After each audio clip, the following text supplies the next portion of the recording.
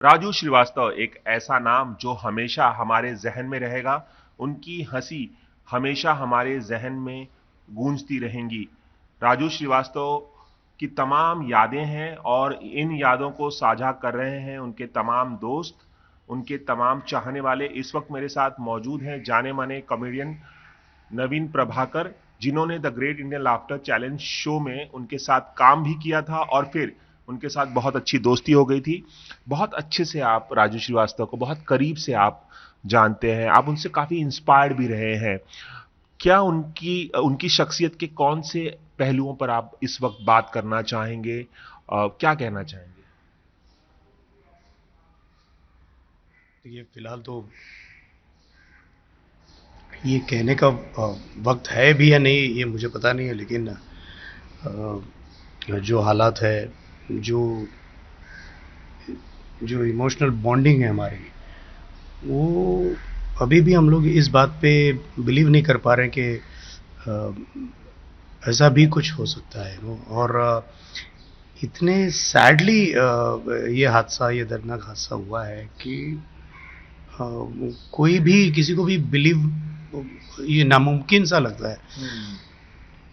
मेरे लिए तो सालों का उनका मेरा एसोसिएशन रहा है। जैसे मैं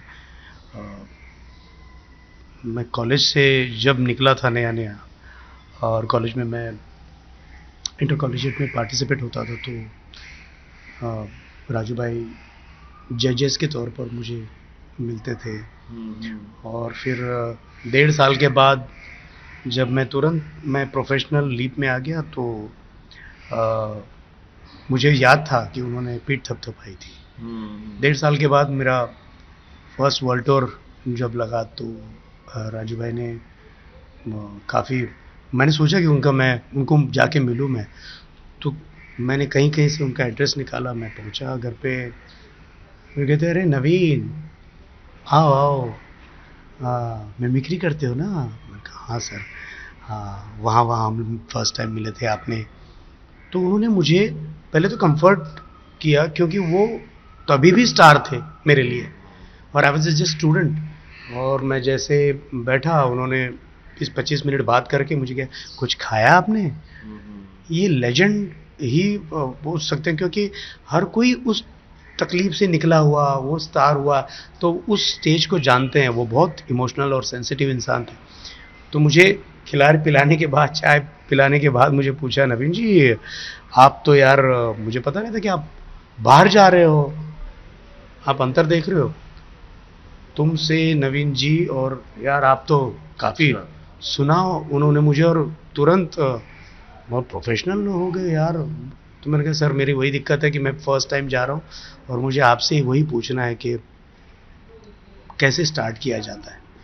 तब उन्होंने जो बताया, जो कॉन्फिडेंस दिया, वही कॉन्फिडेंस मेरा पहला स्टार, मैं जिनको देखता था, मैं जिनको एडमायर करता था, मैं जिनको प्यार करता था, वही उसी बंदे ने मेरे ज़िंदगी में ऐसे विश्वास कूट कूट के भर दिया उसी वक्त। और वही कॉन्फिडेंस है। मैं अब्रॉड टूर मैंने किया, आके मिला मैं राजू भाई, पैर छुए उनसे और बोला, राजू भाई ऐसे ऐसे हुआ, अरे नवीन गुड गुड वेरी नाइस, आगे बढ़ो। और उसके बाद तो फिर कई सारे शोज़ में हम लोग साथ में रहे, बहुत सारी यादें हैं। अब तो आप उन्हें the great Indian laughter challenge में आने से पहले से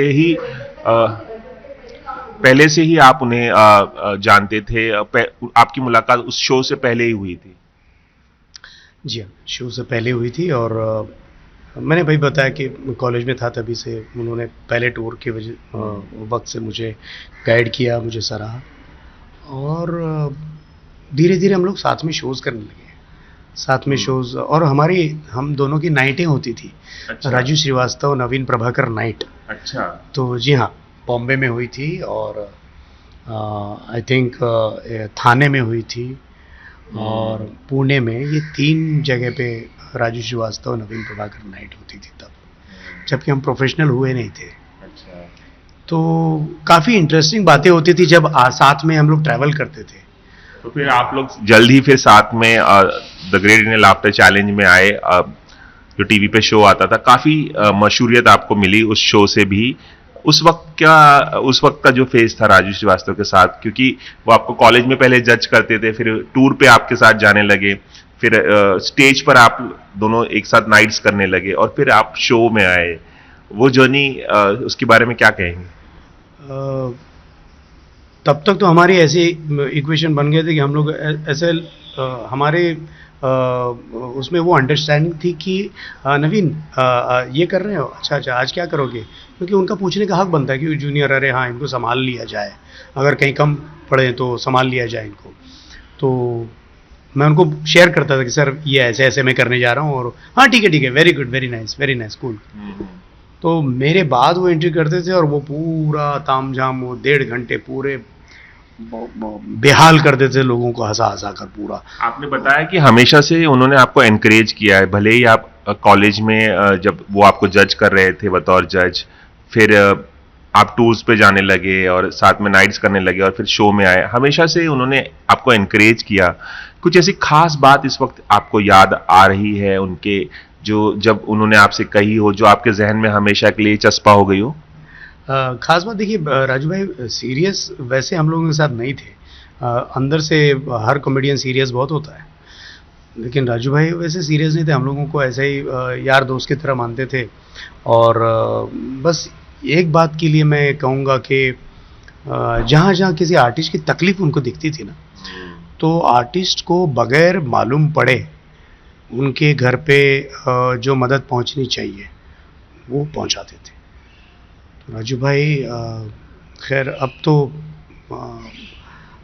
एक हो तो बताऊं बात, ऐसे बहुत सारे आर्टिस्टों के मामले में उन्होंने किया। कोई एग्जाम्पल अगर आप देना चाहें तो राजू श्रीवास्तव को लेकर, जो उनका परोपकारी स्वभाव था। वही मैंने कहा ना कि चाहे वो बात पैसे पहुंचाने की हो या फिर मॉरल सपोर्ट की हो, ऐसे बहुत सारे कॉमेडियंस हैं, ऐसे बहुत सारे आर्टिस्ट हैं जिनको मैं जानता हूँ, और वो मेरे जाने से पहले वहाँ पर बात पहुँच जाती थी कि अरे अभी राजू भाई ने ये भेजा है, एनवलप भेजा है, उन्होंने ये भी भेजा, उन्होंने वो भी भेजा। और मैं जब फ़ोन करता हूँ तो वो इस बात के लिए उठाते नहीं थे फ़ोन। तो ये उनका बेसिक स्वभाव था। और ये एक दो के लिए नहीं, काफ़ी सारे आर्टिस्टों के मामले में उनकी ये सोच रही है, क्योंकि ये जितने सारे बड़े हैं, जैसे जॉनी भाई हैं, जॉनी भाई के बारे में तो सब लोग जानते ही हैं, लेकिन राजू भाई भी ये उनका स्वभाव था। कोई ऐसी खास सलाह कभी उन्होंने जिंदगी में आपको दी हो, कोई मंत्र दिया हो? ऐसे कई लोगों से मैंने बात की तो उन्होंने कहा कि उन्होंने हमें ये बताया था, वो कहा था, इस तरह से हमें हेल्प सपोर्ट किया था। कुछ ऐसी खास लाइंस आपको बोली, कुछ खास पंक्तियां आपको कभी बोली जो आपके जहन में हमेशा के लिए रह गई हो? उन्होंने ये बात तो बोली थी कि यार कॉमेडियन कभी सीरियस नहीं होता, जाके सिर्फ मस्ती करनी यही उसका काम है, और जिसके लिए आपको बुलाया जाता है वही काम आपको वहाँ पर करना है, दूसरा कुछ नहीं करना। तो कॉमेडी छोड़ के आप उस शो में गए और कुछ और किया तो लोग पसंद नहीं करेंगे। तो ये उनका मंत्र था। और हमने देखा है जहाँ जहाँ राजू भाई की शिरकत हुई है, चाहे वो सीरियस हो, कई संत साधु महात्मा हमारे हिंदुस्तान में, उनके संतों की चाहे महफिल हो तो वहाँ पे भी जाएं तो राजू भाई मस्ती ही करते थे, वही मस्ती जो टेलीविज़न पे होती थी वही मस्ती से हंसते थे। तो ये उनका मंत्र तो हमारे साथ हमेशा रहेगा कि जहाँ जाओ मस्ती भी करो, बस सीरियस बात लोग अप्रिशिएट नहीं करें। उनकी कॉमेडी से किस तरह से आप प्रभावित रहे? क्योंकि उनका जो ऑब्जर्वेशन रहा है हमेशा से वो बहुत तीक्ष्ण था, वो बहुत अच्छे ऑब्जर्वर माने जाते थे।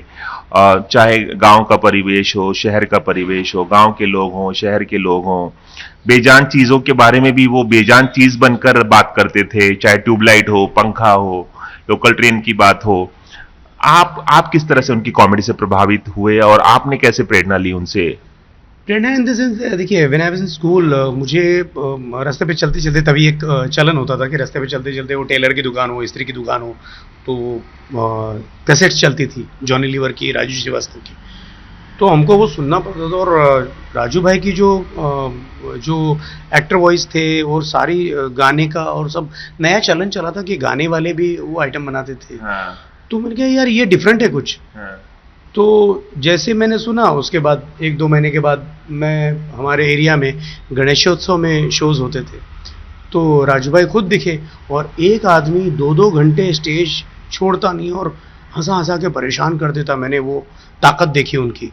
और वो आदमी मिमिक्री भी करते हैं, वो सिंगिंग के भी करते हैं, वो पॉलिटिशियन की भी करते हैं और इतने सारे सब्जेक्ट्स में वो खेलने में माहिर थे।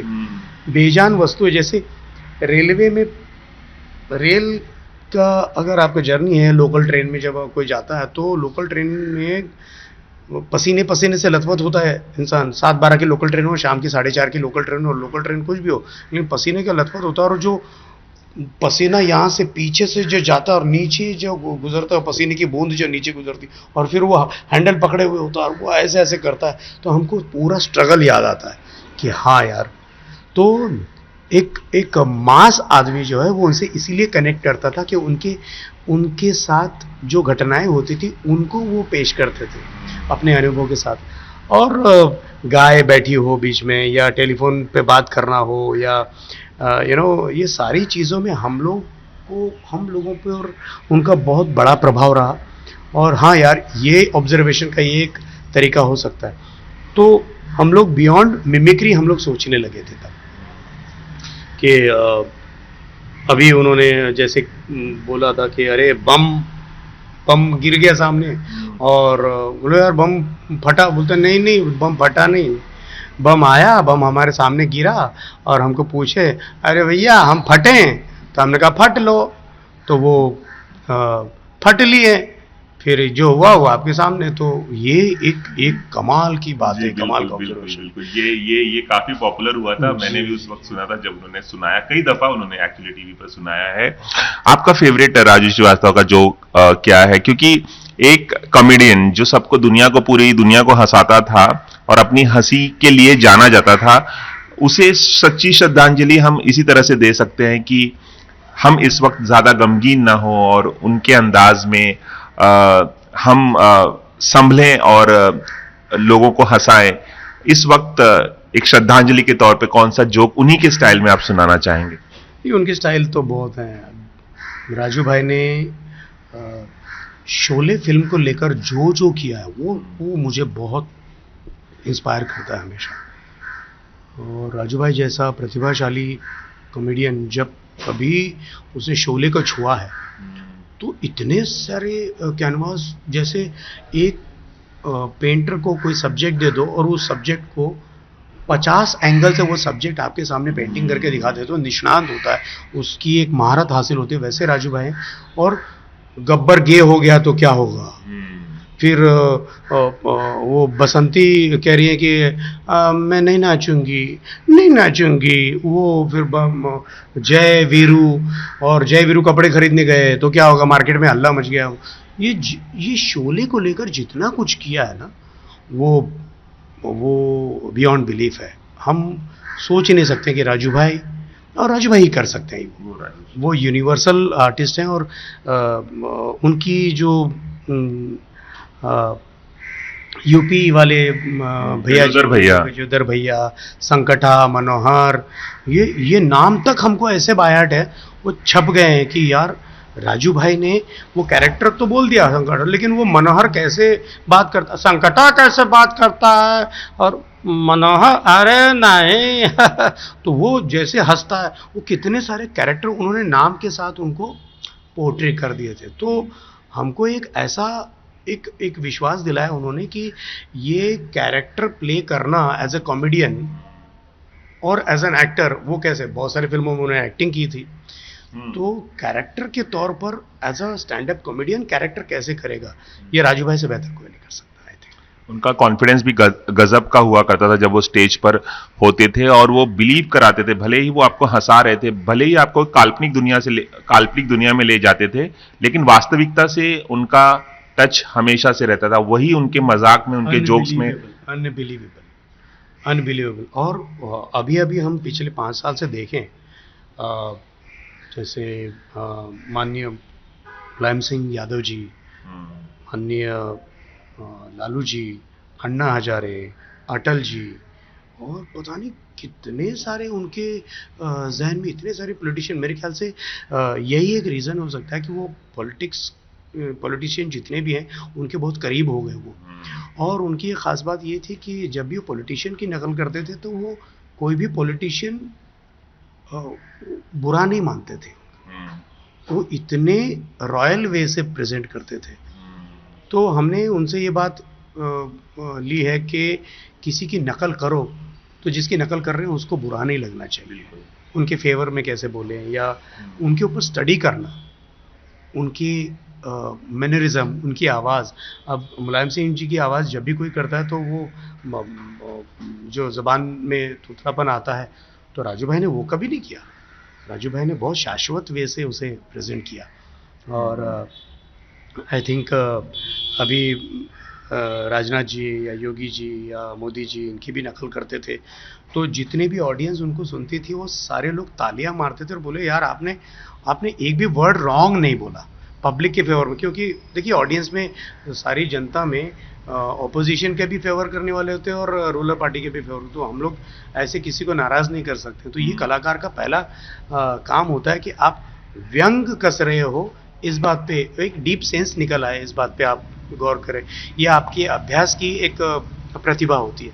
तो बगैर किसी अभ्यास के आप अगर नकल करोगे तो वो सक्सेस नहीं होगी, मारी जाएगी। नवीन, आपने राजू श्रीवास्तव को इतने करीब से देखा है, इतने करीब से काम किया है, इतनी सारी आपने यादें एबीपी न्यूज़ के साथ ऐसे वक्त में साझा की हैं।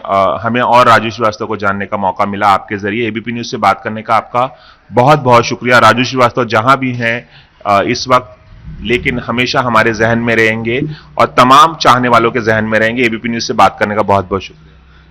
बहुत बहुत धन्यवाद। और मैं दर्शकों से यही एक